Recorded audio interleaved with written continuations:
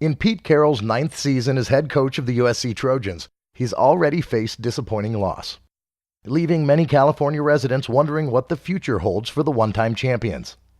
Well, as Pete Carroll learned a long time ago, it all depends on how you look at it. I kind of live my life day to day thinking something good is just about to happen, so that's about as upbeat and positive as I can see it. I don't mean it to be that way. That's just the way I've kind of grown up. Peter Clay Carroll grew up in a suburb of San Francisco, California. His father, Jim, was a liquor salesman, and his mother, Rita, a homemaker and an incurable optimist. My mom was so supportive. I always look back to her, and she always was kind of directing me towards the good things and the things that we could do. And I had such a great support system, and I think that kind of kept things in line for me.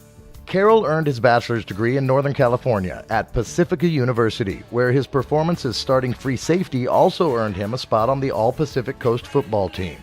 Twice. After college, Carroll spent a year trying out for the now-defunct World Football League in his hometown of San Francisco. He didn't make the team. Carroll realized that his athleticism would not be his ticket to success and decided to return to Pacifica University as an assistant coach while earning his master's degree in physical education.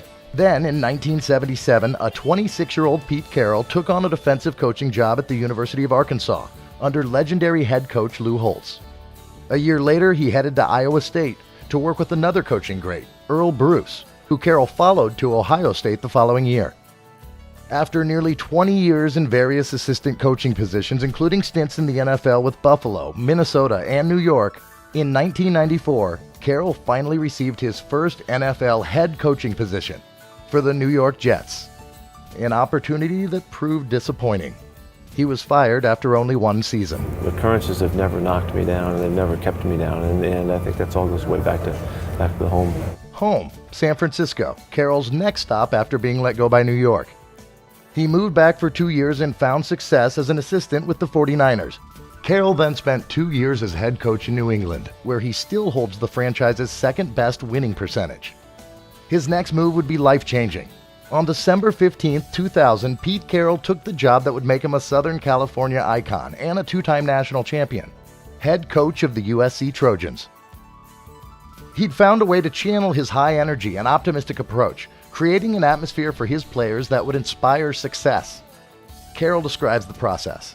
An empowerment process that really is trying to build people up to become the best that they can. And so all of that just doesn't have any room for negativity. It doesn't have any room for going, looking at the dark side of things. And so that's just kind of the environment and the culture that we've created here, and it's served us very well. In 2001, Carroll found a way to bring his team's environment of hope to the streets of South Central Los Angeles with a program called A Better LA. It's a nonprofit committed to supporting Los Angeles communities and redirecting gang members from negative to positive activities and positive visions for their future. I go in with people that, in the different areas that are familiar with the area so that we can meet people. Basically, we listen. More than anything, we listen, and hear out, what's going on and what's up, and just in our presence and as we hear things, we figure out ways that we might be able to connect this or that and make things move. The program also brings young people from inner city neighborhoods to USC to meet the players and find encouragement to move into productive lifestyles and careers. Carroll says his players love it as much as the kids do. And they look into the eyes of those kids, and obviously our kids feel kind of their situation a little bit, and they can they look back to when they were kids, and they see it. So they make a good effort to connect with them and bring a little bit of fun, a little bit of joy, and a little bit of hope that maybe someday they could be in a situation somewhat like this. Pete Carroll is always scouting, if not for athletic prowess, then for motivated members of the community to help lead the effort to focus energies away from crime and gangs and on to improving their lives, which in many cases means avoiding a statistical probability of death or prison. The great ones always are the ones with the greatest will and the greatest desire to prove who they are and to compete on a regular basis. Competing to improve, be it on the field or on the streets. With the chance of a 2009 national title in limbo, Pete Carroll just keeps looking ahead.